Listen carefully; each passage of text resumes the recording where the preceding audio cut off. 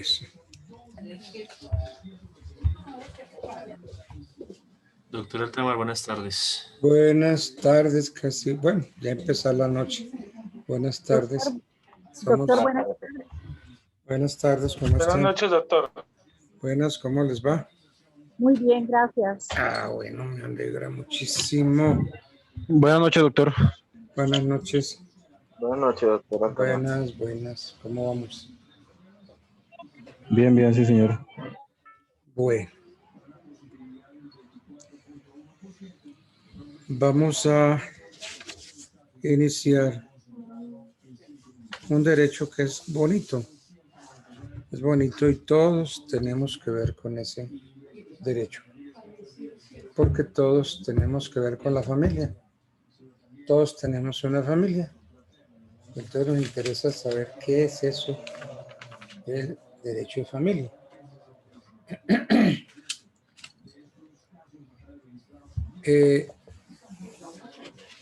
Por lo pronto tendríamos que decir que por primera vez diría yo que la Constitución trae un concepto de familia.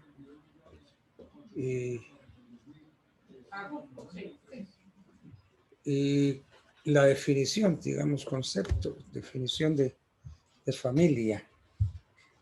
Entonces, familia, si miramos la Constitución, por primera vez la Constitución trae concepto de familia al definirla como núcleo fundamental de la sociedad.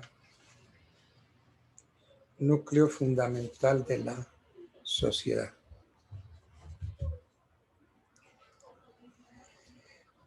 La familia, como también lo establece la Constitución, se constituye por vínculos naturales o puede ser por vínculos jurídicos. También dice la Constitución que se forma por la libre decisión de un hombre y de una mujer de contraer matrimonio o por la voluntad responsable de conformarla. Entonces, la familia es el elemento natural y fundamental de la sociedad y por eso tiene derecho a la protección de la sociedad y del Estado. Entonces, ¿cómo garantiza o cómo defiende el derecho a la familia? Entonces, el Estado y la sociedad garantizan una protección integral de la familia. Por ejemplo, la honra, la intimidad, la dignidad de la familia. Entonces son estos unos derechos inviolables que están consagrados en el artículo 42 de la Constitución Política. Miremos qué dice el artículo 42. La familia es el núcleo fundamental de la sociedad. Se constituye por vínculos naturales o jurídicos, o por la decisión libre de un hombre y de una mujer de contraer matrimonio, o por la voluntad responsable de conformarla.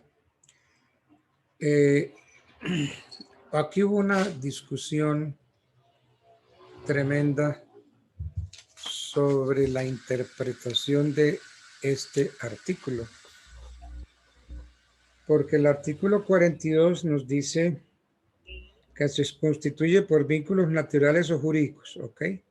Que se puede hacer una familia natural o una familia jurídica. Por la decisión libre de un hombre y de una mujer de contraer matrimonio, ¿ok?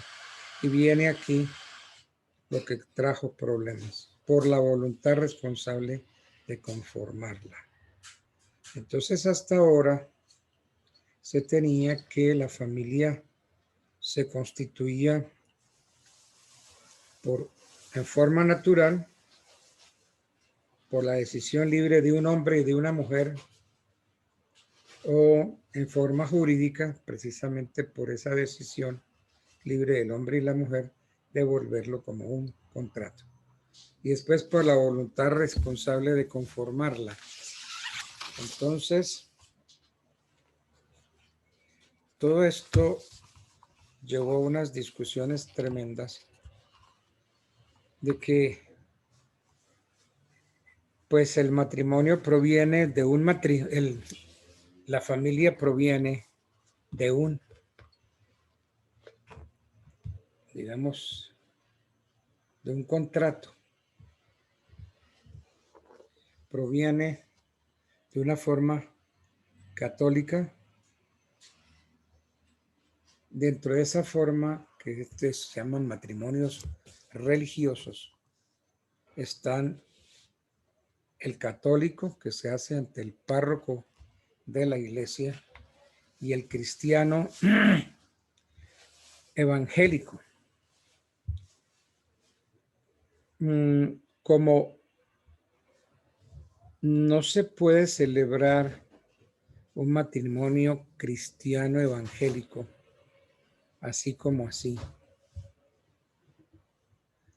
¿Por qué? Porque no se han cumplido unos requisitos, unas legalizaciones previas. Entonces, para la validez de ese matrimonio hecho por la iglesia, pues católica, pero una división de la iglesia católica que le llaman evangélica. Entonces, para su validez requiere de un matrimonio civil, que se haga un matrimonio civil con anterioridad. Entonces, ese matrimonio civil que se hace ante notario es independiente de ritos o de creencias religiosas. Para poder celebrar ese matrimonio ante notario, se requiere que no estén casados la pareja con anterioridad. Entonces tenemos un matrimonio católico, un matrimonio cristiano, que requiere previamente para su validez de un matrimonio civil que se hace ante notario o que se puede hacer también ante juez. Y eso es un matrimonio independiente de ritos o de creencias religiosas. No deben estar casados con anterioridad. Entonces tenemos muy claro el matrimonio religioso, está el católico y está el matrimonio cristiano evangélico. Pero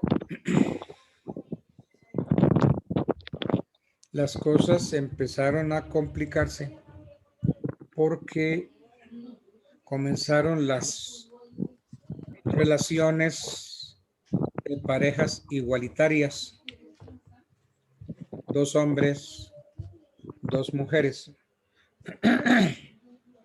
Y entonces, pues, la pareja así conformada. ¿Qué? Por favor, cerramos micrófonos. La pareja así formada por 2 hombres o 2 mujeres empezó a exigir algo que legalizara la relación de la pareja. Entonces ya empezamos a hablar de otro tipo de matrimonio. Ya no es el matrimonio religioso católico, ya no es el matrimonio religioso cristiano, ya no es el matrimonio civil ante notario. Ya hablamos entonces de un matrimonio igualitario.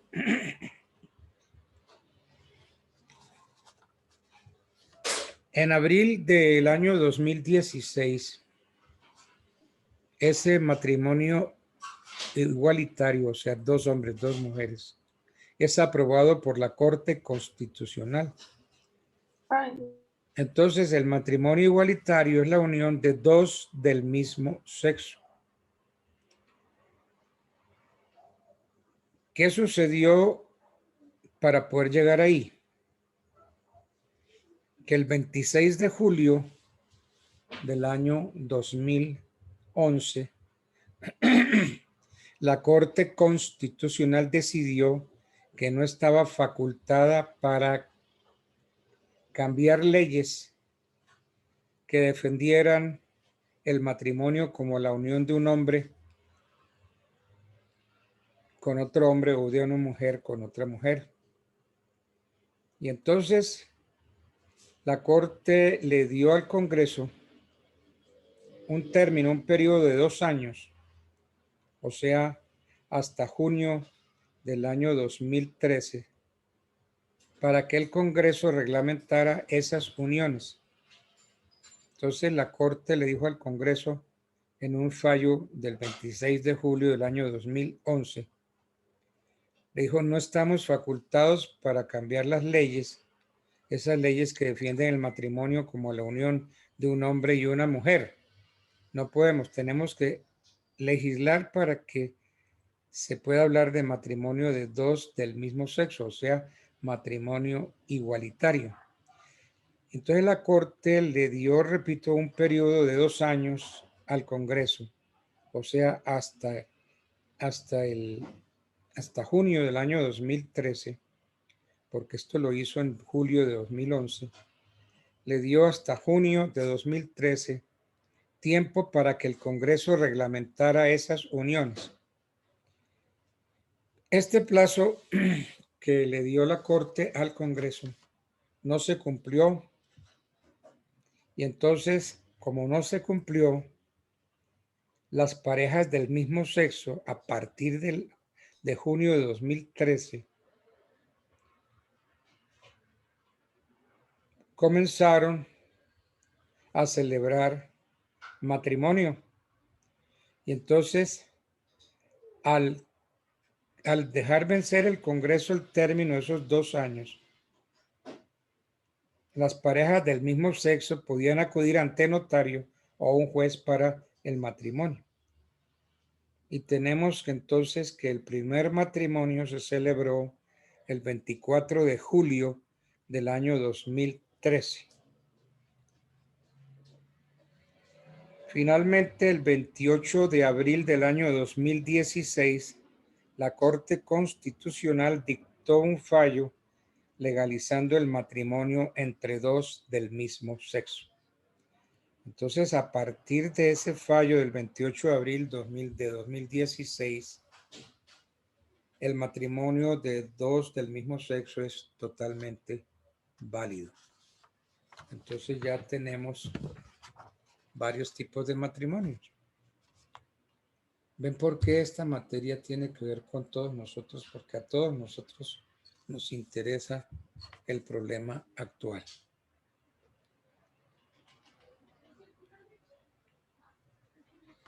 Bien.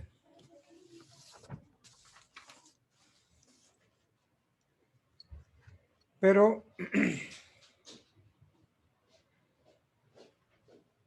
habíamos dicho al comienzo que el Estado y la sociedad garantizan la protección integral de la familia, garantizan la honra, la intimidad y la dignidad. Son hechos estos inviolables, tal como lo dispone el numeral segundo del artículo 42 de la Constitución. El Estado y la sociedad garantizan la protección integral de la familia. La ley podrá determinar el matrimonio familiar inalienable e inembargable. Y después dice, la honra, la dignidad y la intimidad de la familia son inviolables. Este artículo trae todo lo que dice, es muy, muy básico.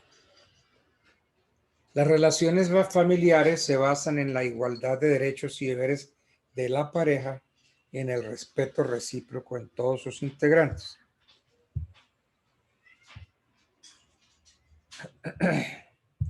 Después dice, los hijos habidos en el matrimonio o fuera de él, adoptados o procreados naturalmente o con asistencia científica, tienen iguales derechos y deberes. La ley reglamentará la progenitura responsable. La pareja tiene derecho a decidir libre y responsablemente el número de sus hijos. Deberá sostenerlos y educarlos mientras sean menores o estén impedidos. Bien, entonces todo esto tiene que ver con el matrimonio y reglamentado por la Constitución y las leyes. Cuando digo leyes, me refiero al Código Civil.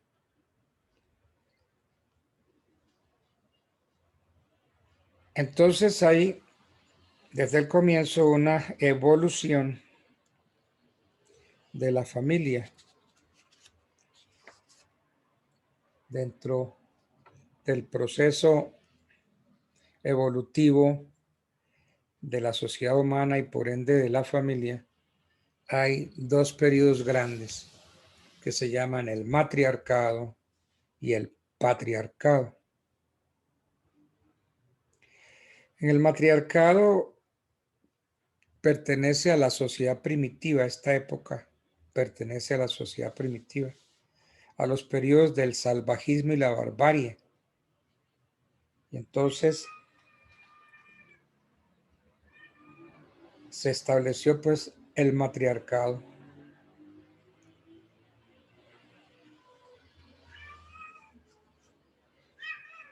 Con el desarrollo de esta forma de sociedad del matriarcado, se llega a la familia consanguínea. Consanguínea, ¿por qué? Porque es que hubo matrimonio entre hermanos y hermanas o grupos de parientes de donde un grupo de varones se casaba con un grupo de mujeres. En el término hermano comprende la de los primos hermanos en sus diversas líneas y grados. Luego de la familia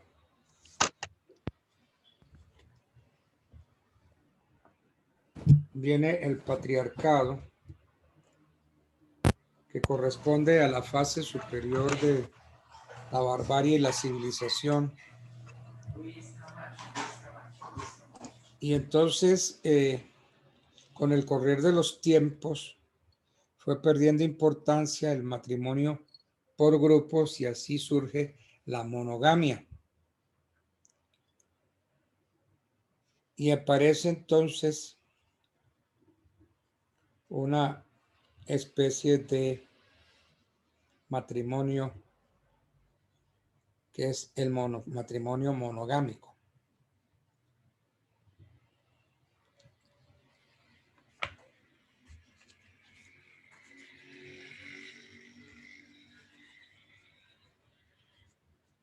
Dentro de las estructuras, o dentro de la estructura de la familia,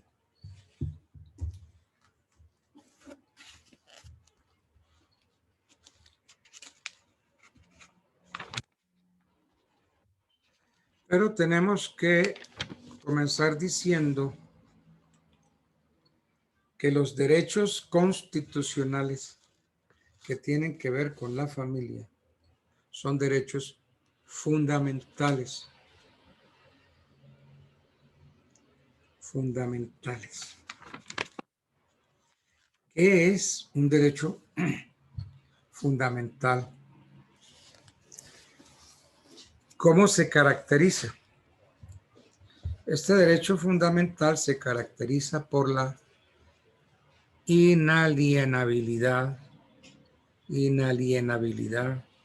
su inherencia y su esencialidad. Inalienable es lo que no se puede enajenar, ceder, transferir. Inherente, que constituye un modo de ser intrínseco a ese sujeto, y esencial, aquello por lo que un ser es lo que es, lo permanente, lo invariable de un ser.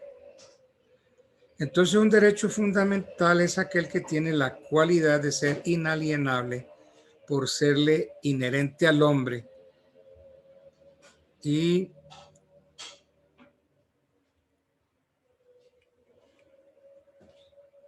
Y como son inherentes al ser humano, entonces hablamos de su esencia, de su naturaleza, porque no pueden subsistir independientes.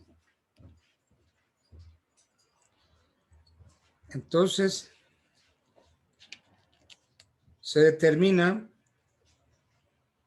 no solo por la mención expresa que de ellos haga la Constitución, sino por su significación misma para la realización de los principios y valores consagrados en la Constitución, y además por la conexión que tenga con otros derechos fundamentales especialmente consagrados. Entonces, antes de la Constitución del 91, no se defendía la familia, hasta que llegamos a la familia, y en el artículo 42, como ya lo dijimos, se tiene que la familia es el núcleo fundamental de la sociedad, que se constituye por vínculos naturales o jurídicos, por la decisión libre de un hombre y una mujer de contraer matrimonio o por la voluntad responsable de conformarla, como es el caso del matrimonio igualitario. Entonces, en la estructura del matrimonio tenemos matrimonio civil, o sea, unión civil, unión religiosa y una unión marital de hecho.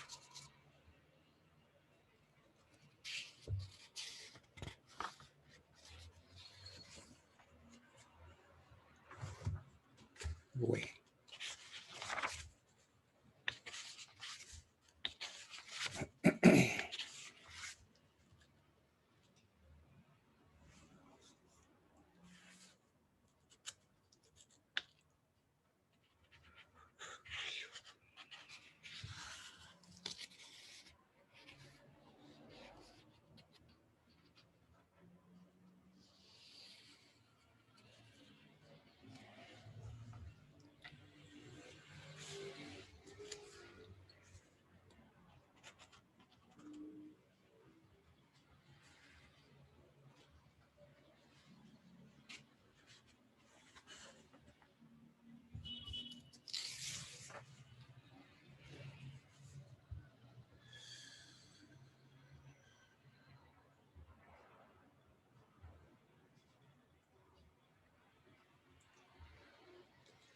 Bueno, pero a partir de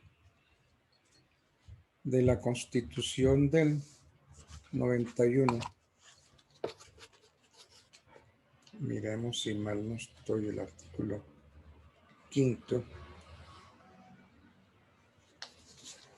El artículo 5 de la Constitución nos dice: el Estado reconoce sin discriminación alguna la primacía de los derechos inalienables de la persona y ampara a la familia como institución básica de la sociedad. Entonces, este artículo 5 de la nueva Carta del 91 dice que el Estado ampara a la familia como institución básica de la sociedad. Ya no desde el punto de vista del derecho civil, porque si lo miramos con el derecho civil empieza a hablar del matrimonio como contrato. Entonces, el derecho civil entiende a la familia como un contrato, sino desde el punto de vista del derecho público, amparando a la familia al considerarla como una institución básica de la sociedad.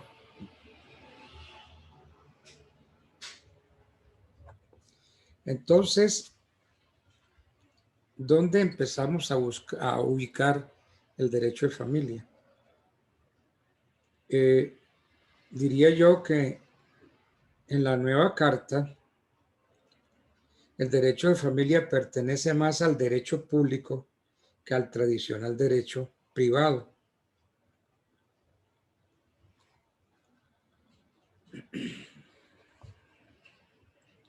Más al derecho público que al derecho privado.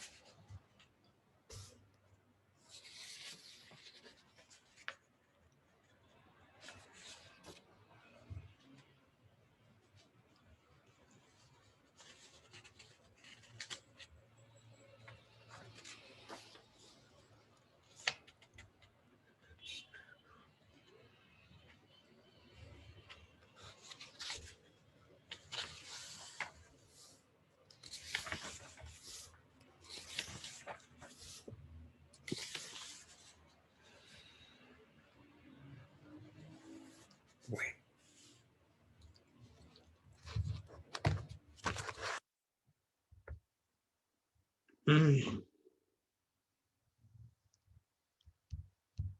Tenemos ahora que meternos para ir entendiendo todas estas definiciones y expresiones y explicaciones que está dando la Constitución para entender cómo nace la familia. Tenemos que recordar el parentesco y el parentesco en Roma.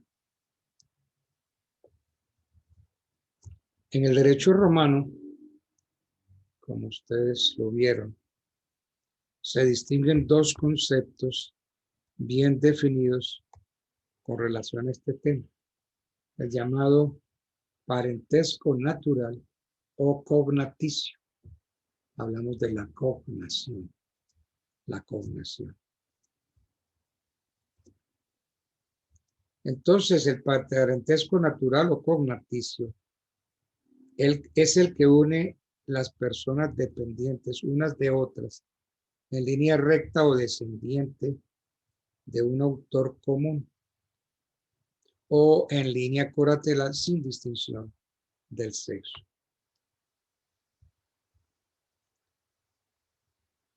Lo anterior por cuanto la cognación es un parentesco que resulta de la misma naturaleza. En Roma no se hacía una clara distinción entre el parentesco de consanguinidad y el parentesco natural, como sucede entre nosotros. Por el parentesco civil o agnaticio, están unidos entre sí el pater familias y las personas colocadas bajo su potestad o su mano. Son parientes civilmente las personas que están actualmente o han estado hasta la muerte bajo la disposición del pater familias. Y entonces,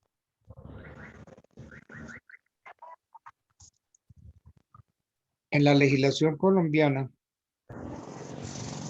el concepto de parentesco lo podemos entender como la relación o conexión que existe entre personas de una misma familia, tomado en su acepción más amplia, puesto que involucra no solo a quienes por naturaleza lo son en realidad, como la consanguinidad, sino a aquellos que por ley y los actos socioculturales y aún jurídicos vienen a formar parte de ella, como la afinidad y la adopción. Clases de parentesco. Hablemos del parentesco de consanguinidad. El parentesco de consanguinidad. ¿Por qué no cerramos esos micrófonos?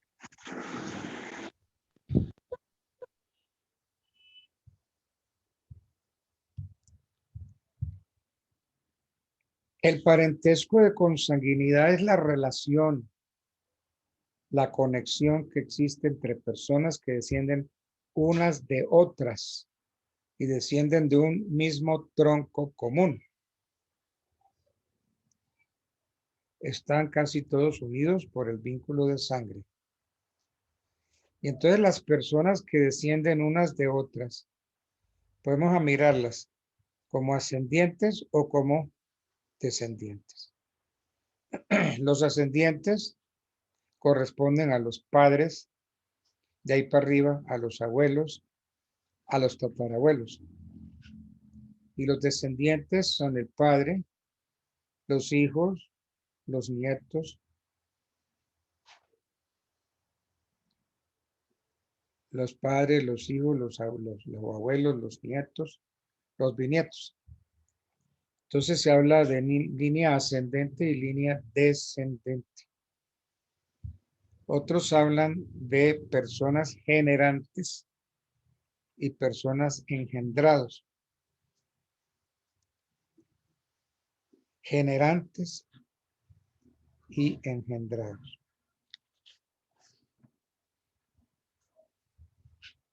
El parentesco de consanguinidad es matrimonial o extramatrimonial.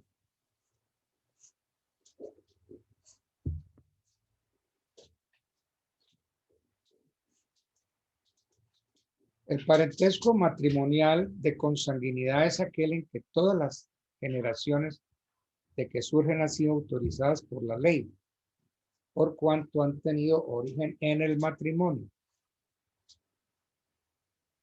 Entonces esa relación de consanguinidad existe entre el padre y el hijo y puede ser colateral entre dos primos hermanos, que son los hijos legítimos de dos hermanos, y a su vez son descendientes del abuelo común. Veamos que ese es el parentesco matrimonial de consanguinidad. Hay un parentesco de consanguinidad que es extramatrimonial. Aquel en que una de las generaciones de que resulta no ha sido autorizada por la ley, porque las personas no estaban casadas en el momento de la concepción ni del nacimiento.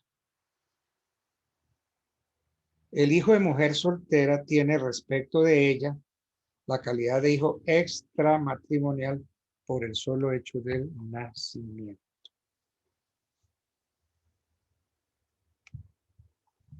Pero hablan de legítimo y de ilegítimo. Entonces, tomemos la legitimidad no a partir del matrimonio, sino a partir de la concepción. Entonces nos decimos, si para el momento de la concepción, la mujer está casada, el hijo es legítimo. Si para el momento de la concepción la mujer no está casada, el hijo es ilegítimo. Pero después si se casa, entonces perfecciona esa situación y entonces hablamos del hijo legitimado. Legitimado por el matrimonio subsecuente de los padres. Hijo legítimo, hijo ilegítimo.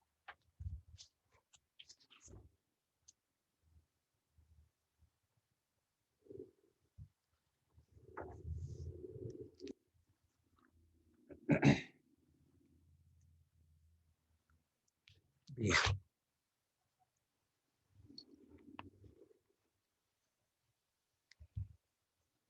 Pero hemos hablado de que el matrimonio es la base esencial de la familia.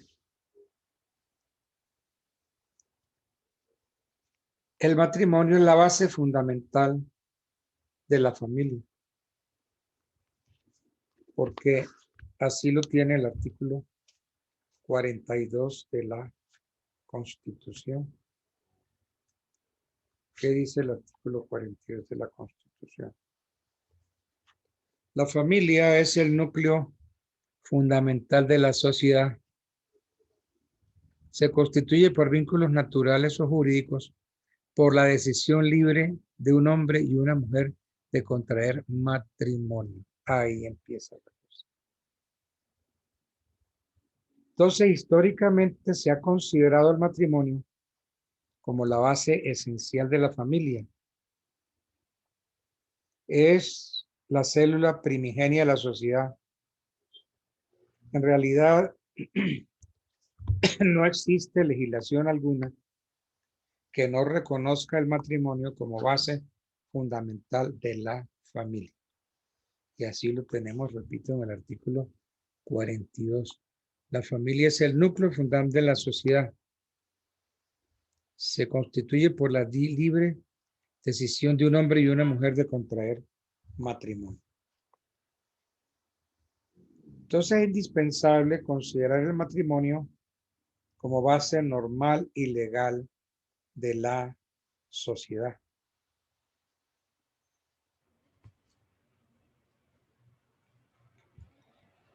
Porque, ¿qué se busca con el matrimonio? Se busca una unión intersexual, es decir, de un hombre y una mujer, con miras a procrear, con miras a la procreación.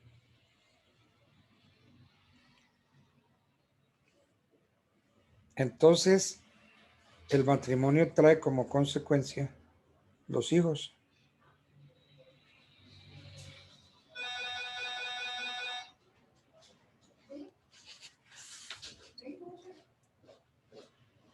Claro que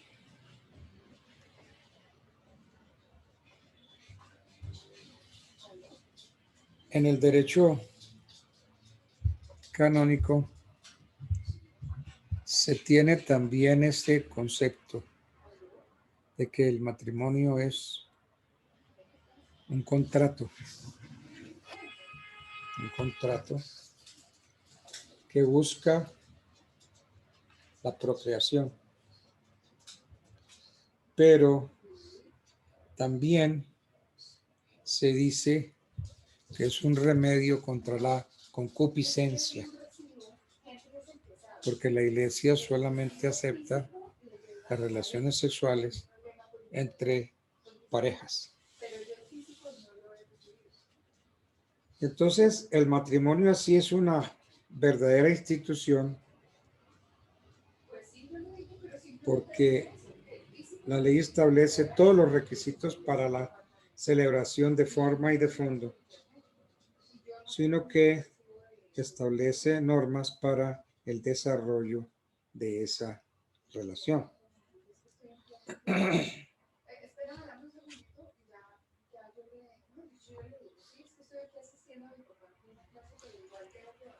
El matrimonio significa oficio de madre, matrimonio.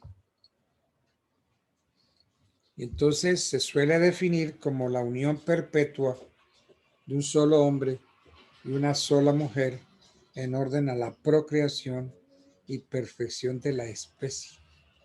Se busca también el mutuo auxilio y el más adecuado cumplimiento de los fines de la vida humana.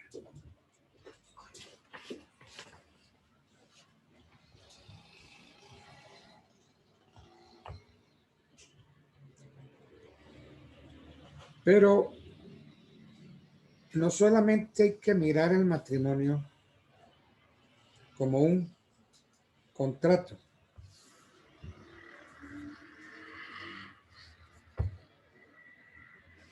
El matrimonio no siempre ha estado regulado por las legislaciones civiles, sino que ha recibido la influencia permanente de las religiones, especialmente de la católica, acentuada con el advenimiento del cristianismo, en donde se le dio al matrimonio un contenido sacramental y donde la Iglesia le da al matrimonio un contenido sacramental, pues en el famoso Concilio de Trento. El Concilio de Trento. esto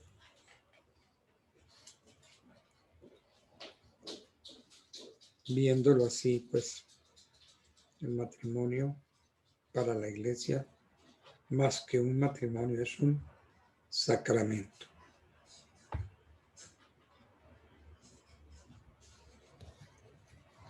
Pero civilmente, para las leyes civiles, el matrimonio pues es un contrato, sí, pero es una institución. Porque es que la ley civil considera que a partir de la celebración del matrimonio surge a la vida una nueva persona distinta del marido y de la mujer. Entonces es una institución compuesta por un conjunto de reglas especiales, imperativas, cuyo fin es el de dar a la unión de los sexos, a la familia, una organización y moral que corresponda a la vez a las aspiraciones del momento, así como a la naturaleza permanente del hombre.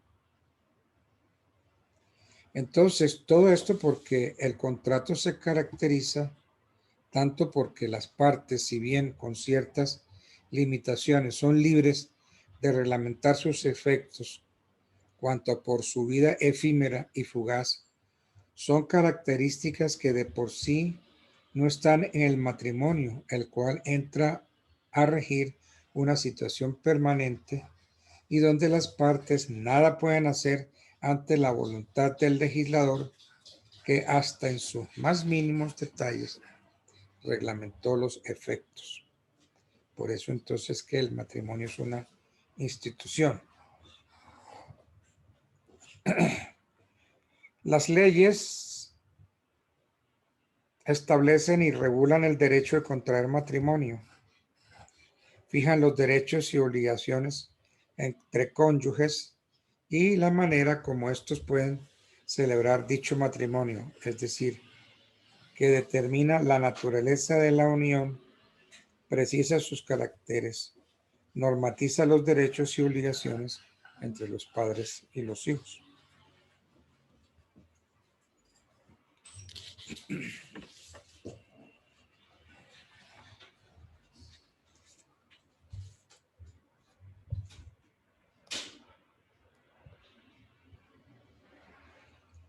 Pero hemos dicho que el matrimonio es un contrato, pero será un contrato como todos los demás. Entonces habría que hacer unas diferencias entre el contrato matrimonial y los demás contratos. Diferencias entre el llamado contrato matrimonial, que es algo específico y sui generis, y los demás contratos del derecho civil. El contrato matrimonial versa esencialmente sobre personas, mientras que los demás contratos recaen sobre bienes o cosas. Entonces, hablando del matrimonio religioso, el matrimonio recae sobre personas y los demás contratos recaen no solamente sobre las personas, sino recaen sobre bienes o cosas.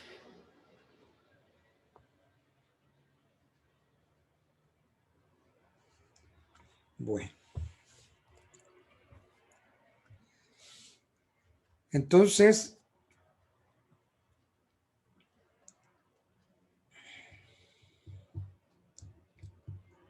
el matrimonio para la iglesia es un sacramento, porque tenemos que Jesucristo elevó a la dignidad de sacramento el contrato matrimonial entre los bautizados.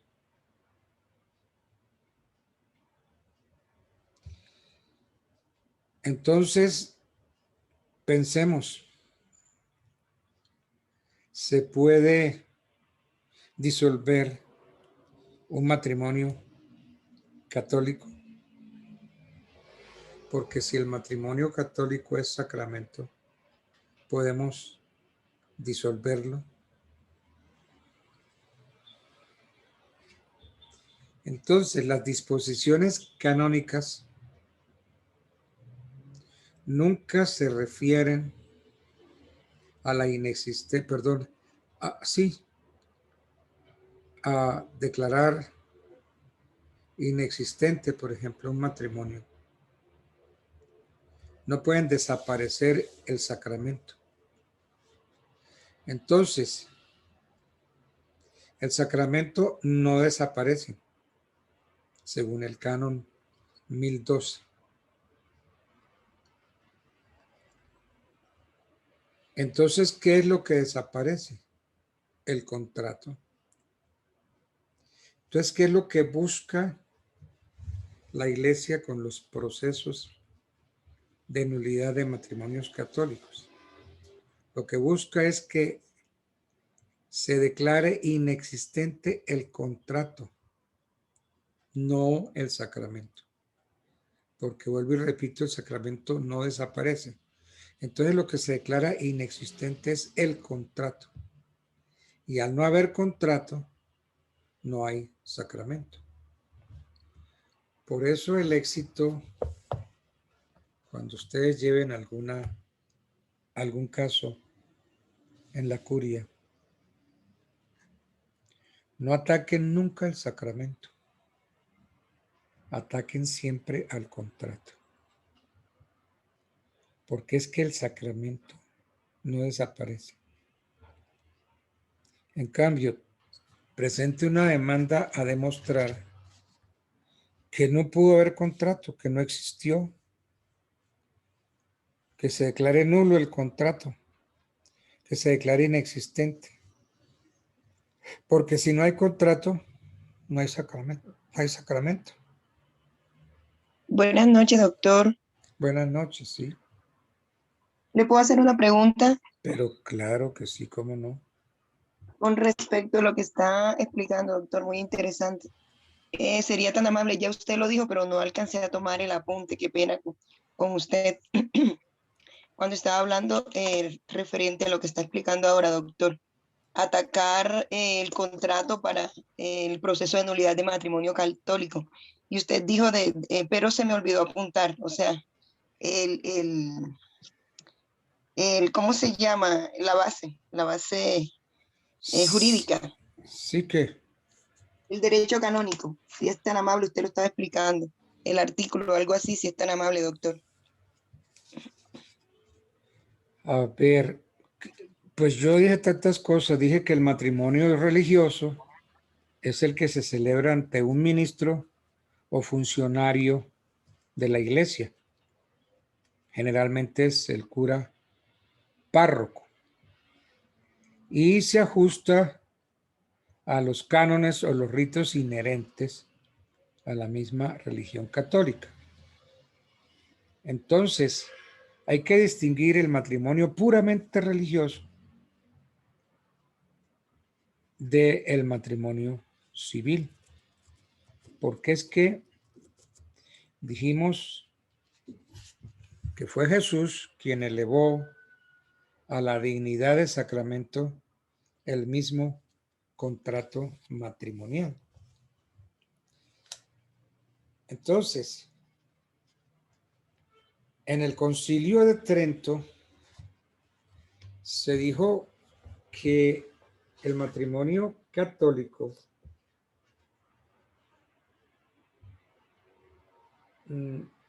más que contrato es un sacramento. Entonces fue en el Concilio de Trento donde se le dio al matrimonio un contenido sacramental. Ok, listo. En el Concilio de Trento se toca leer ese concilio muy bien para poder, Así cuando tengamos un caso de nulidad de matrimonio católico. muy Listo, doctor, muy importante, amable. muy Gracias. importante el Concilio de Trento. Y les dije Gracias, muy amable. que si ustedes van a llevar un caso de nulidad de matrimonio católico, ataquen el contrato, mas no se metan nunca con el sacramento. Entonces ustedes pueden pedir la declaratoria de inexistencia del contrato matrimonial, la declaratoria de nulidad, y listo, porque es que si ustedes consiguen que se declare inexistente el contrato o que se declare nulo, pues al no haber contrato, no hay sacramento. Entonces, Buenas noches, doctor. buenas noches, sí. ¿Pregunta? Sí, Bueno, cuéntame. bueno, un poquito de derecho canónico. ¿Esas nulidades dónde están presentes, profe, doctor?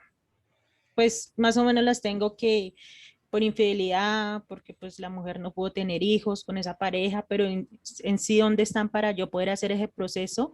Todo está en el Código de Derecho Canónico.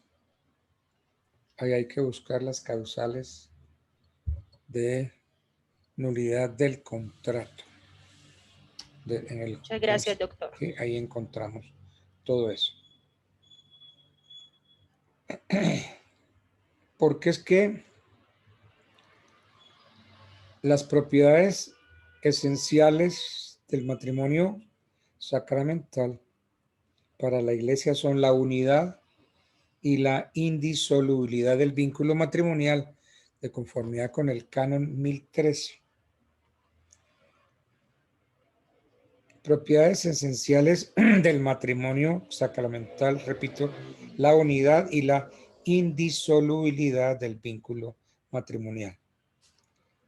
Unidad porque en el matrimonio solo es posible, o el matrimonio religioso, solo es posible entre un hombre y una mujer. Se excluye, por tanto, lo mismo que en otras religiones, la poligamia y la poliandría. Y la indisolubilidad consiste en que el contrato matrimonial válidamente celebrado y consumado, importante eso, válidamente y consumado por la cópula conyugal, no puede romperse sino por la muerte de uno de los cónyuges. Entonces, el matrimonio válido, el matrimonio que se llama rato y consumado, no puede disolverse por ninguna autoridad. Eso está por allá en el 11.2. Ni por otra causa fuera de la muerte.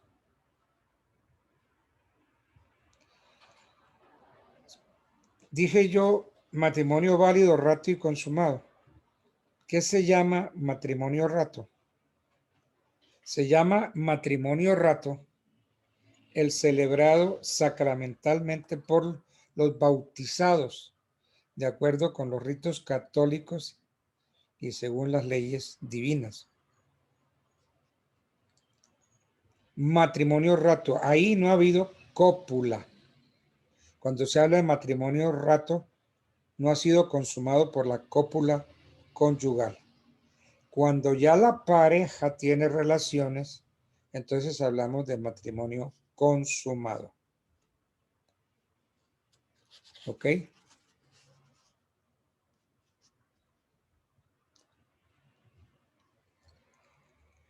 Entonces busquen ustedes, siempre busquen causales que ataquen al contrato. Nunca se pueden meter, no se metan con el sacramento. Ataquen siempre el contrato matrimonial. Demuestren que no hubo contrato, que no pudo existir, que declaren la nulidad de ese contrato. Porque al no meterse con el sacramento, ustedes no atentan contra la creencia, la fidelidad del derecho canónico. Es un error que comete mucho abogado cuando inician sus demandas atacando el sacramento, diciendo que en consecuencia que se anule el matrimonio y que se anule el sacramento. Y entonces ahí es donde pierden las causas, pierden el proceso. Y no es nada, sino que si ustedes pierden un proceso de esa manera, entonces allá dice, ah, no, si el doctor Altamar sabe derecho civil, él no sabe derecho canónico. Y ya todas sus demandas las encasillan por ahí, que ese abogado no distingue entre derecho civil y derecho canónico. Si ven el problema. Mientras que si ustedes atacan es al contrato, entonces dicen, si este hombre entiende qué es el sacramento, porque jamás se metió con el sacramento.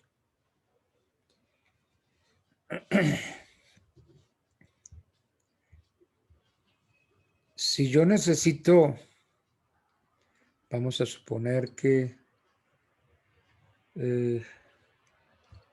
yo me casé porque tuve relaciones previas con la novia y si no me casaba me mataban. Entonces yo me casé por la fuerza, porque ejercieron sobre mí fuerza, violencia, métodos.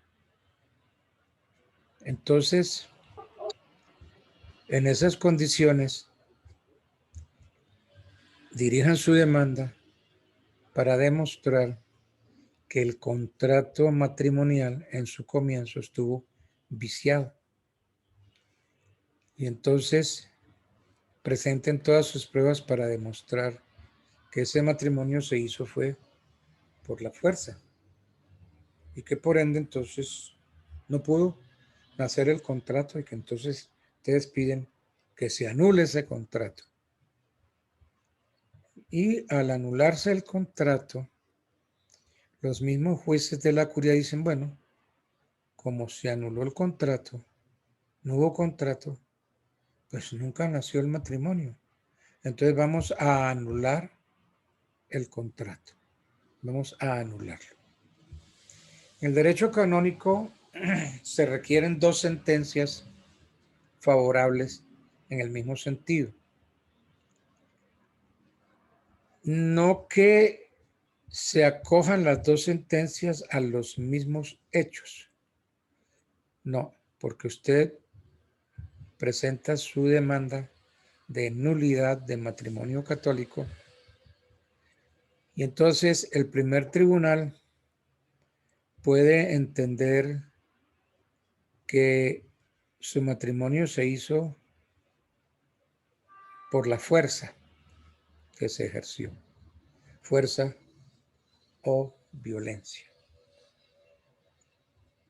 Y el segundo, y entonces, eso es un primer fallo que se presenta en primera instancia. Después viene un segundo fallo, que los jueces del segundo fallo dictan otra sentencia. Y entonces esa otra sentencia puede ser distinta de la primera. Lo importante es que usted consiga que los dos tribunales, tanto el de primera como de segunda instancia, le den a usted la nulidad. Entonces, si con el primer fallo consiguen la nulidad y el segundo fallo consiguen la nulidad, entonces ahí sí hay fallo y entonces le dan la nulidad del matrimonio, pero la nulidad del contrato matrimonial. Que, por ejemplo, que se casaron sin tener la edad, esa es una. Pero además de no tener la edad, se casaron porque el muchacho fue obligado a casarse. Entonces, en primera instancia, el tribunal puede reconocer que la pareja no llenaba los requisitos para celebrar matrimonio, cuál es el de la mayoría de edad. Y el segundo tribunal consideró que la causa del matrimonio había sido la fuerza o violencia. Entonces hay, digamos que dos consideraciones distintas y dos fallos diferentes, pero diferentes, aunque a la final tienen que coincidir los dos. El uno da la nulidad por la edad y el otro da la nulidad por la fuerza o violencia. Entonces lo importante es que ambos dieron la nulidad. Y si ambos dan la nulidad, entonces, bingo, tiene sentencia favorable. Ahora, si un fallo da la nulidad y el otro no, pues se puede acudir en apelación. Y eso era lo que se hacía antes. Se acudía en apelación a la Sagrada Rota Romana.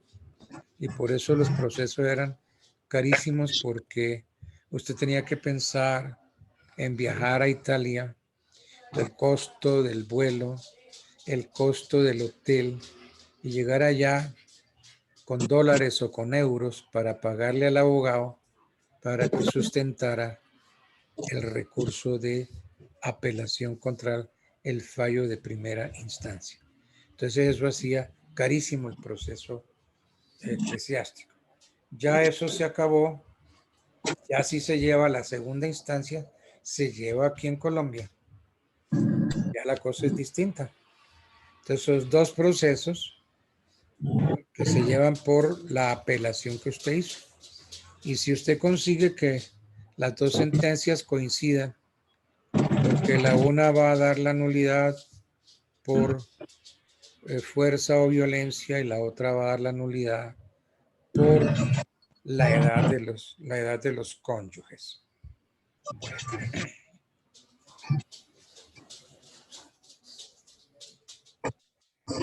Bien, miremos el matrimonio civil en Colombia.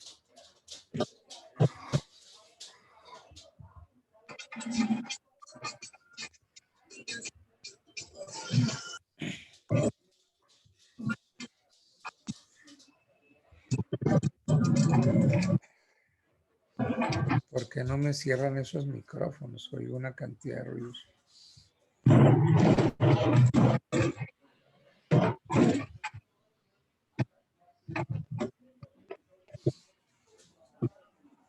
Al ponerse en vigencia el decreto 2668 de 1988, el matrimonio civil en Colombia, que antes... Damiana, ciérrame el micrófono. Damiana Ardila, que todos los ruidos vienen de allá. Eso. Al ponerse en vigencia el decreto 2668 de 1988, el matrimonio civil en Colombia, que antes solo podía celebrarse ante juez civil o municipal del domicilio de la mujer o del hombre, pasó también a celebrarse ante el notario público.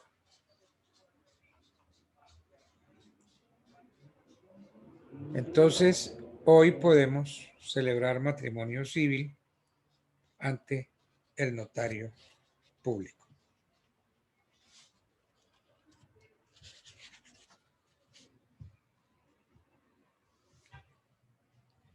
¿Cuál es el fin primordial del matrimonio? Entonces, el fin primordial del matrimonio es la cohabitación, la mutua satisfacción sexual, y de esto se deriva la procreación. Todo matrimonio debe ser capaz, al menos en potencia, de obtener estos fines. Decimos en potencia, ¿por qué? Porque puede darse el caso de que a la cohabitación sexual no siga la procreación, es decir, que no necesariamente tengan hijos, bien por la voluntad de los mismos cónyuges o por causas ajenas a los mismos. No obstante, se cumple el fin de la cohabitación. Entonces, en ningún caso se puede pensar en un matrimonio en que no se pueda realizar algunas de estas dos funciones, de donde la simulación matrimonial acarrea la nulidad del mismo. falta uno de los elementos o falta uno de los fines esenciales del matrimonio. Ahora, ¿podemos casarnos por poder? Sí, claro. Es decir, como norma general, la celebración del matrimonio requiere la presencia personal de ambos contrayentes. Sin embargo, la ley autoriza a cualquiera de los dos, hombre o mujer, que por ausencia del otro, porque el otro no puede estar presente, se pueda hacer representar por un mandatario en la celebración. Eso está en la ley 57 de 1990. Disculpe, doctor, me repite la ley que no la escuché. Ley 57 de 1990. Gracias. Bueno. Ahora, ese poder para que me representen, poder casar o poderme yo casar a través de un amigo, dándole poder, requiere algún requisito especial. Miremos por acá.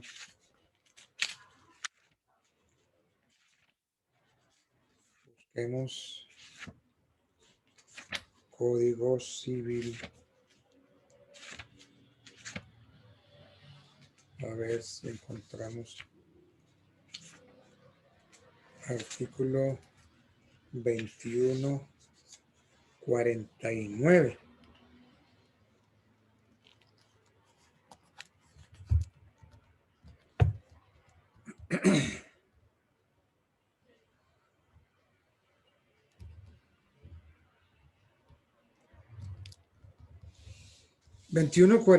El encargo que es objeto del mandato puede hacerse por escritura pública o privada, por cartas, verbalmente o de cualquier otro modo inteligible, y aún por la aquiescencia tácita de una persona a la gestión de sus negocios por otra. Se ha abierto una discusión de si el poder para casarme puedo hacerlo por un mandato común y corriente o si debo hacerlo por escritura pública.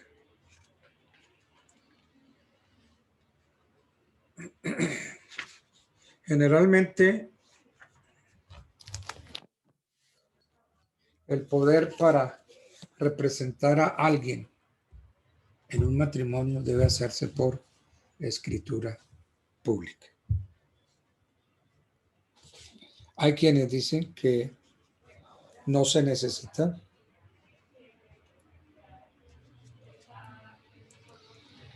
No tengo aquí la ley 57 del año 90. ¿Alguien tiene la ley 57? Doctor, si quiere le colaboro leyendo la ley. Sí, por favor, el artículo primero de la ley 57 de 1990.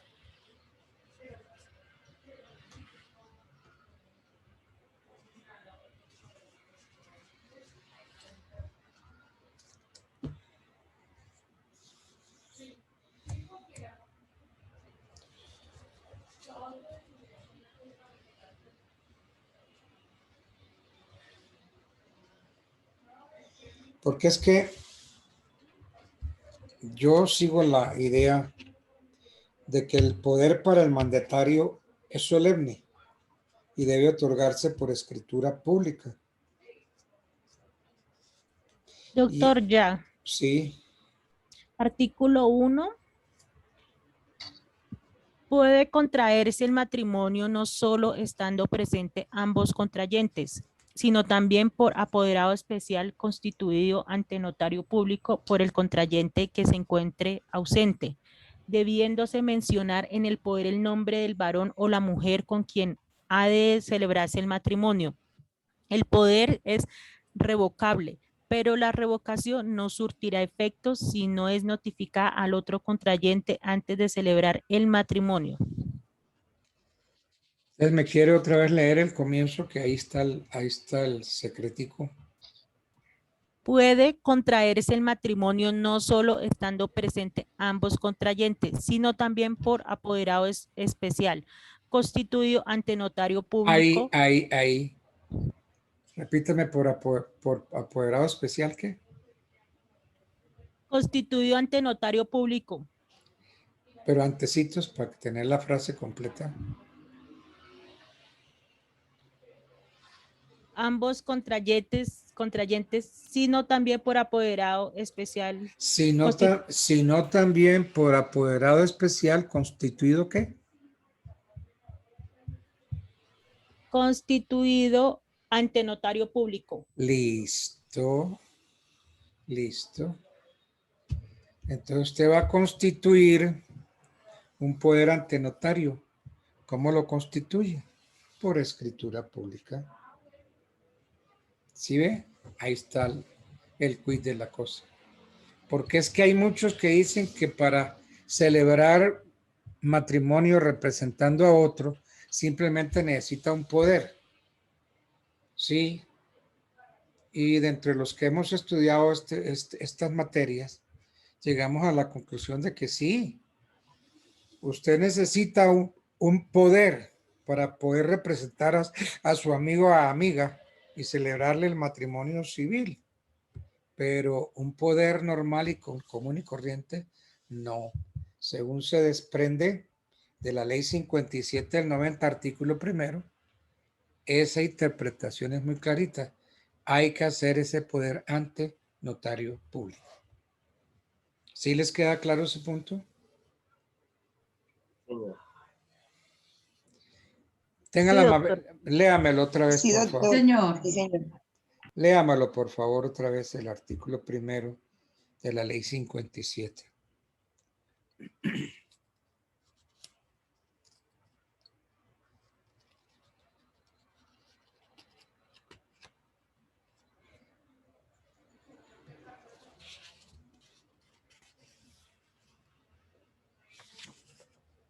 ¿Me lo quiere leer, por favor, otra vez?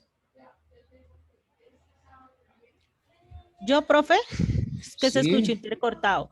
El artículo 1, puede contraerse el matrimonio no solo estando presente ambos contrayentes, sino también por apoderado especial constituido ante notario público por Ahí el está. contrayente. Ahí está. Léamelo despacio. Léalo otra vez. Puede contraerse el matrimonio no solo estando presentes ambos contrayentes. Ahí ya está ahí. No solo estando presentes, ¿cierto? Dice, puede contraerse por los contrayentes, no solo estando presentes. ¿Qué más?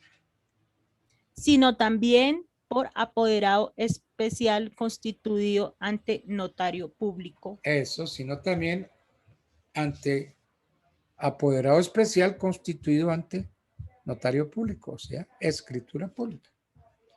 Eso sí está clarito, para que ustedes no se dejen bailar por aquellos sabios, aquellos que saben mucho de derecho. Pero las normas son claritas. Y entonces no lo es que le parezca a la persona, sino qué dice la ley.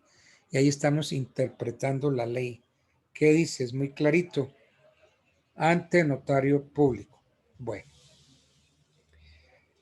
Hablemos de ya hablamos del matrimonio por poder. Que quede entonces claro que el poder para el mandatario es solemne, pues debe otorgarse por escritura pública. Esto es una excepción a lo que establece el 2149, que autoriza el mandato escrito o verbal. Entonces, este poder es especial y determinado y se hace ante notario público, se hace por escritura. Requisitos del matrimonio civil. Existen requisitos que son constitutivos del matrimonio civil cuya ausencia engendra la inexistencia del mismo. Mientras que otros, si se llegan a presentar, anulan el acto matrimonial. Entonces, hablando de los requisitos del matrimonio civil, voy a repetir. Existen requisitos que son constitutivos del matrimonio, constitutivos, cuya ausencia engendra la inexistencia del mismo. Si no existen los requisitos constitutivos del matrimonio, la ausencia va a acarrear la inexistencia. Mientras que otros, si se llegaren a presentar, anulan el acto matrimonial. Dentro de unos y otros requisitos, la jurisprudencia hace referencia a los denominados requisitos de fondo y de forma. Requisitos de fondo y de forma. Y de estos hay que diferenciar los de existencia y los de validez del matrimonio civil. Miremos los requisitos de fondo.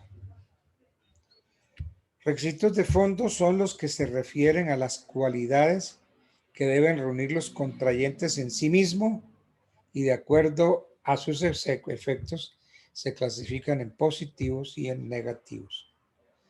Requisitos de fondo positivos, requisitos de fondo negativos.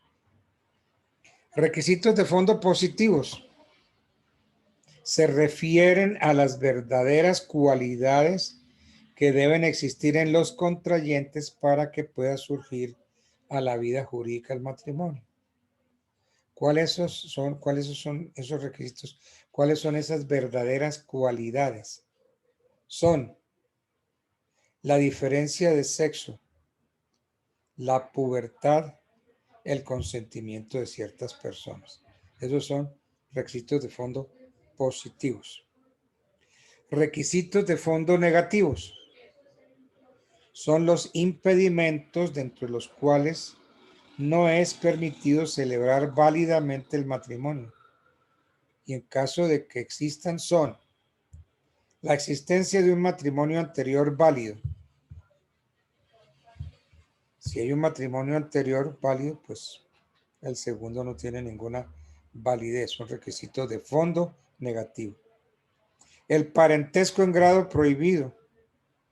El conyugicidio. Las segundas nupcias. Las guardas.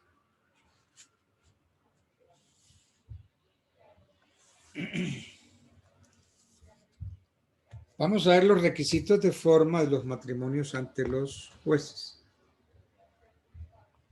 La eficacia del concepto del consentimiento, la eficacia del consentimiento matrimonial está condicionada al cumplimiento de las solemnidades establecidas por el legislador en forma minuciosa con el fin de evitar la celebración de matrimonios viciados, los que en último término van a perjudicar al cónyuge inocente. No sobra hacer ciertas generalizaciones. Por ejemplo, el matrimonio es un contrato solemne, es decir,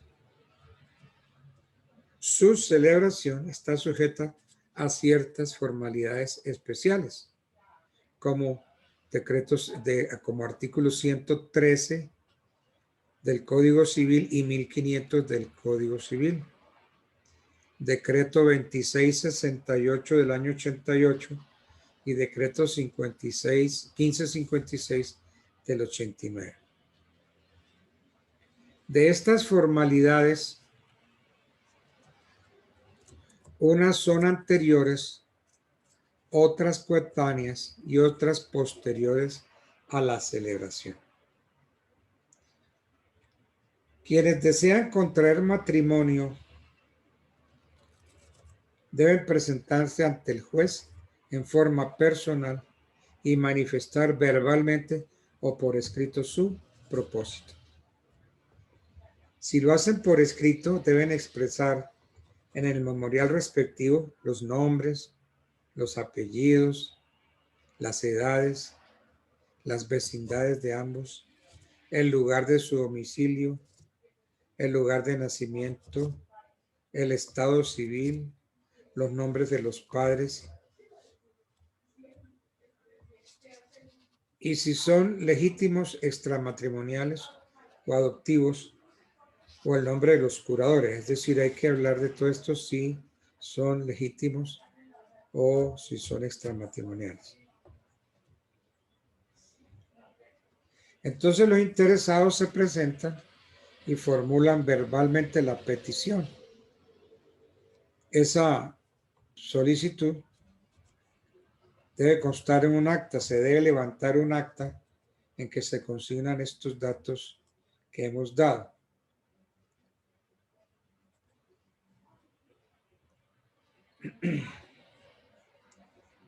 Bueno. Entonces, formulada la solicitud, el juez debe proceder a practicar estas diligencias. Tiene que verificar la exactitud de la solicitud, citar e interrogar a los testigos,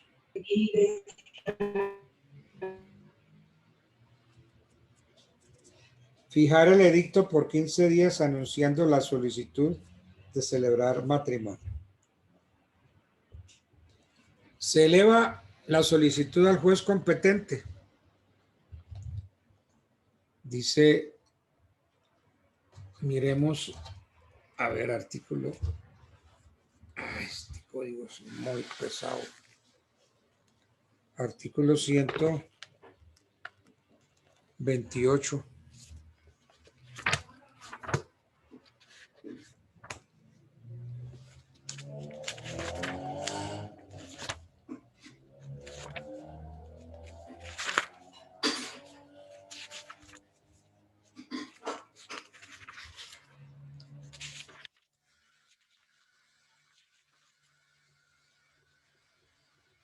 Ese 128 está derogado por la ley 1564 del año 2012. Esa nota que está igual ahora. Creo que está, eso lo repite más adelante. El 626, miremos a ver.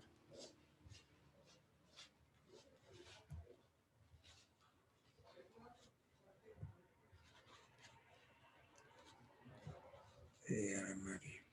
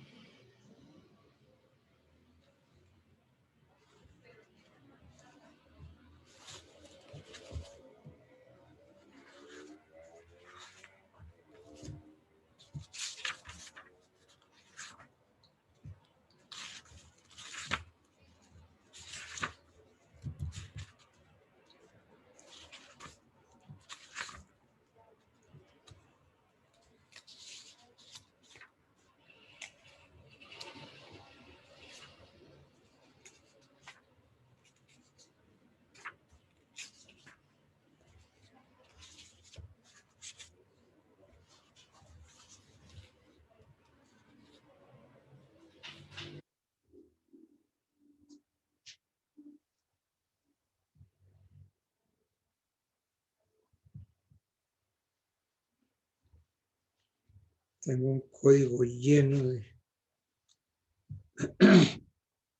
Ese 626 a su vez fue derogado por la ley 1306 del año 2009.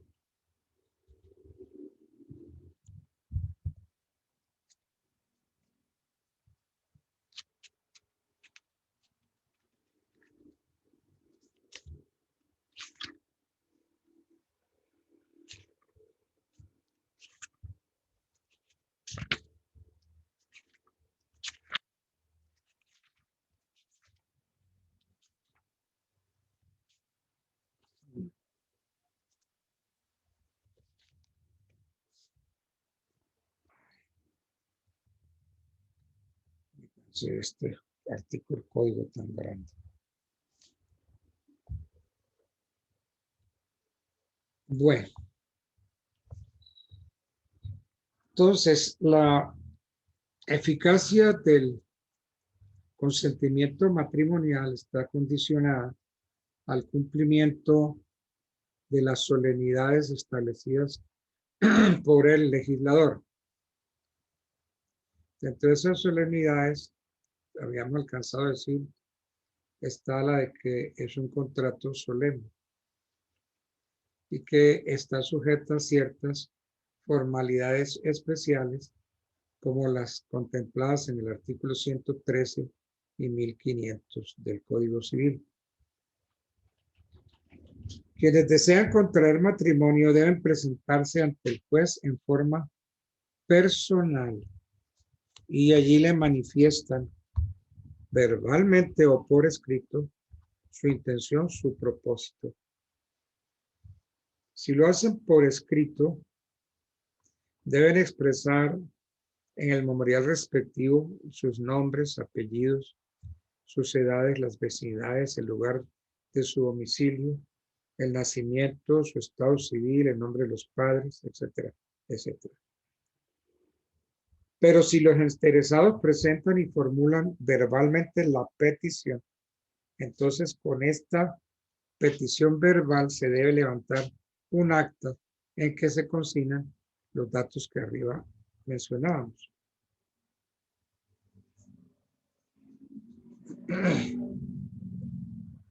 Entonces,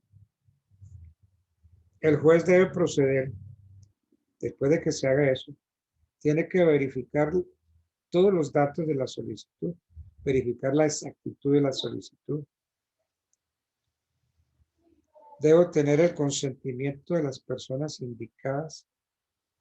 Debe fijar el edicto por 15 días. Un edicto emplazatorio.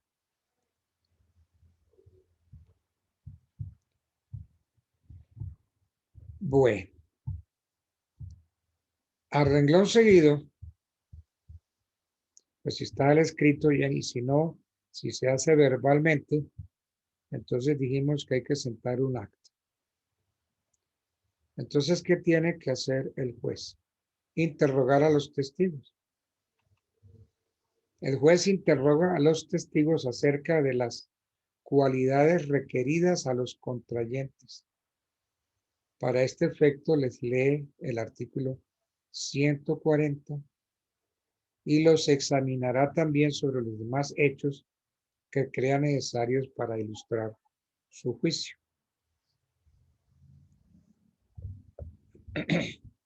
Artículo 140.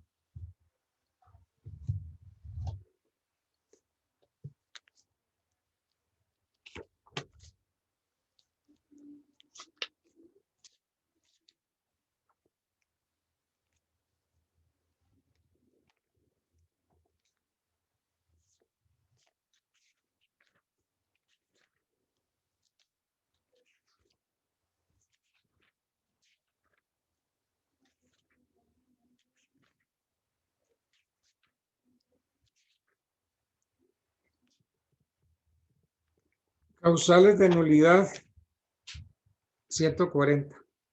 El matrimonio es nulo y sin efecto en los casos siguientes. Y entonces están 14 casos para declarar la nulidad de un matrimonio. Las causales de nulidad del 140. Entonces, el juez le hace conocer el contenido del artículo 140.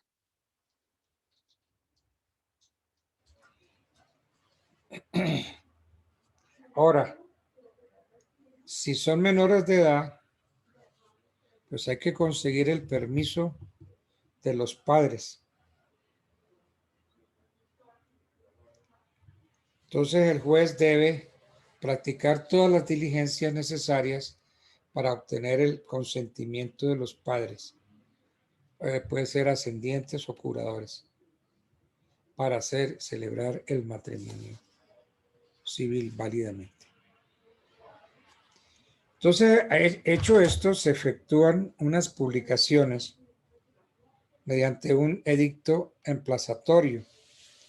Fijación del edicto durante 15 días en la puerta de la Secretaría del Juzgado. En ese edicto se anuncia la solicitud, los nombres de los contrayentes, lugar de nacimiento, etc. ¿Y para qué se dan esos 15 días en el edicto emplazatorio?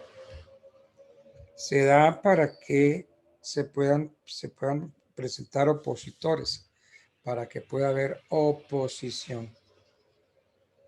Entonces, dentro de los 15 días de la fijación del edicto, todo el que tenga derecho o interés legítimo para oponerse puede presentarse verbalmente o por escrito para impedir el matrimonio o denunciar los impedimentos. Entonces, si hay oposición y la oposición se funda en causa idónea para impedir el matrimonio, el juez abre a pruebas y abre un incidente por el término de 8 días para que el opositor demuestre o pruebe los impedimentos denunciados. Ahora, la otra parte puede presentar pruebas para desvirtuar las del opositor. Muy bien. Se vence el término probatorio. Entonces, expirado el término probatorio, el juez señala fecha para oír oralmente a las partes y luego de citarlas para sentencia. Entonces, primero las oye y después la cita para sentencia. Sentencia que debe resolver en el fondo.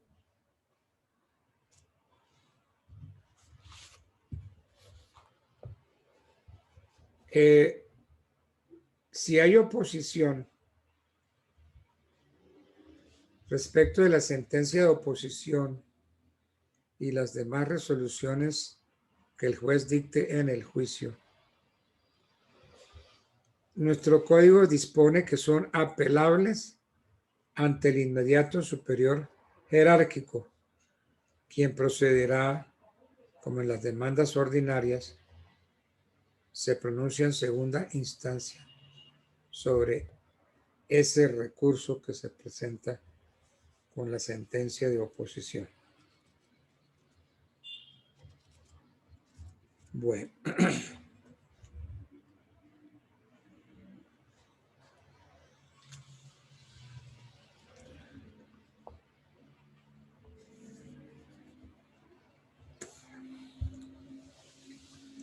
Yo a veces hago esta pregunta.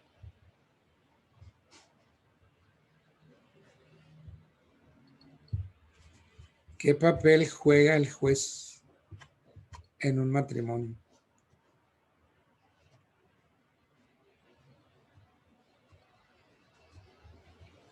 ¿Me pueden más o menos decir qué papel juega el juez en el matrimonio? Para disolverlo nada más. Profe, el juez certifica el acto. Bien. Solamente lo disuelve. Da el aval para la unión. A ver, no.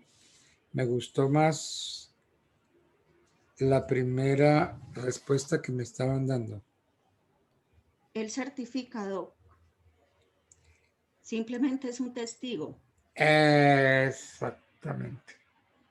Porque es que el matrimonio no lo hace el juez, ni contribuye a perfeccionarlo. No requiere declaración judicial en este sentido. Es un simple testigo, como usted dijo, muy bien. Como también usted dijo, su función es certificadora, no es constitutiva. Entonces, manifestada la intención de los contrayentes, el juez entonces obra en nombre de la República de Colombia y por autoridad de la ley y declara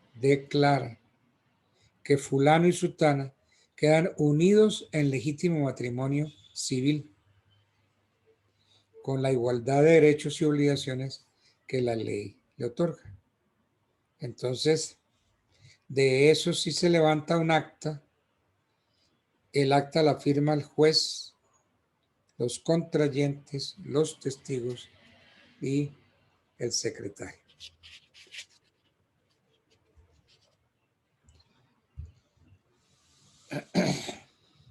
Entonces, los requisitos de forma de los matrimonios ante notario deben cumplir los mismos requisitos que los de fondo. La solicitud ante el notario competente. Los interesados por sí o por medio de apoderado, ya lo dijimos, que por una escritura pública, deben presentar una solicitud por escrito ante el notario del domicilio de la mujer, pero también puede presentarse ante el notario del domicilio del hombre, manifestando su deseo de contraer matrimonio que se ajusta a todas las reglamentaciones del Código Civil.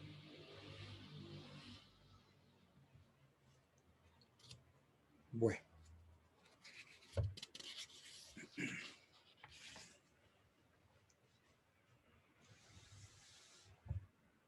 Si se hace entonces el matrimonio, o para hacerlo, entonces hay necesidad de fijar un edicto. Pero vimos que mientras en los juzgados el edicto es de 15 días, en la notaría es tan solo de 5 días que debe permanecer fijado en la secretaría del despacho.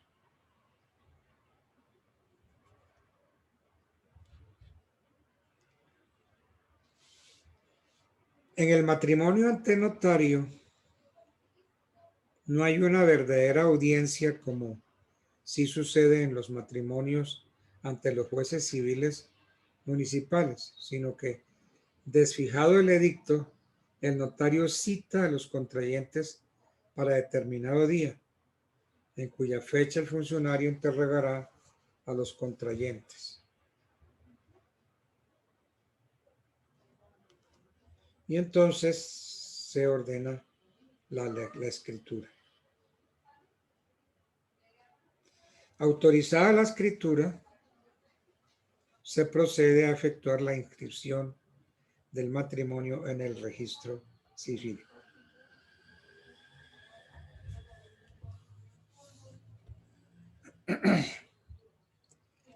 ¿Qué requisitos se tienen para la existencia del matrimonio?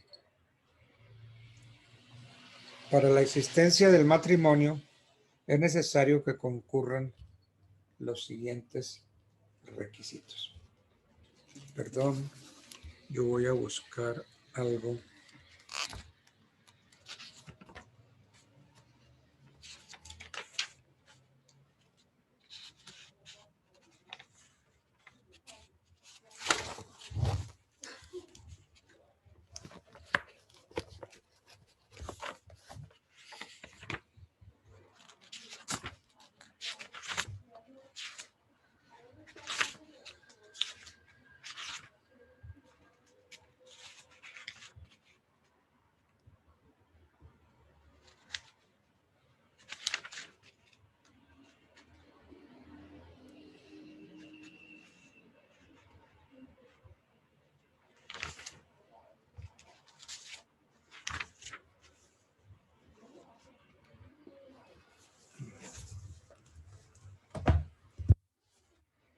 Entonces, entre los requisitos de existencia del matrimonio, se requiere lo siguiente: diferencia de sexo, la presencia del juez y 2 testigos, y el cumplimiento de las formalidades legales. Todavía no entramos en el matrimonio igualitario, que eso ya es de creación reciente. Estamos entre el matrimonio, bien sea civil o bien sea católico, pero más que todo los requisitos de existencia de matrimonio civil, diferencia de sexo, la presencia del juez y 2 testigos. Entonces, nosotros seguimos el Código Civil que deja muy clarito un principio. No hay matrimonio cuando no hay consentimiento. Entonces, entre nosotros, el consentimiento es un requisito de validez, no de existencia. Validez. Para que el matrimonio sea válido, se requiere el consentimiento.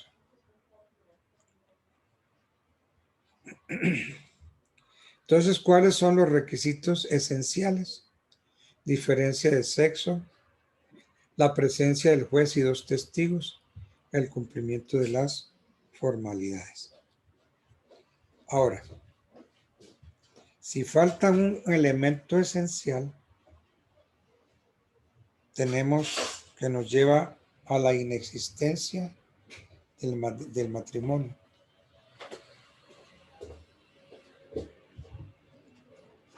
Si falta un elemento esencial, conduce a la inexistencia. Y si falta un requisito de validez, nos lleva a la nulidad. El problema que tenemos en nuestro código es que no tenemos como sanción a la inexistencia, porque la inexistencia es lo que no existe. Entonces, ¿a dónde tenemos que ir? A la nulidad. Entonces, no pedimos que declare la inexistencia, porque la inexistencia es lo que nunca nació. Pedimos que se declare la nulidad. Y esa sí está consagrada dentro de los fines del matrimonio del artículo 140. Bueno, falta un cuarto para las 8. Podemos dejar por ahí y seguimos mañana. Sí, profesor, muchas gracias. A ustedes, buena noche. Doctor, muchas gracias. Feliz noche. Muchas gracias. A ustedes, hasta mañana. Gracias, doctor. Bueno, a usted.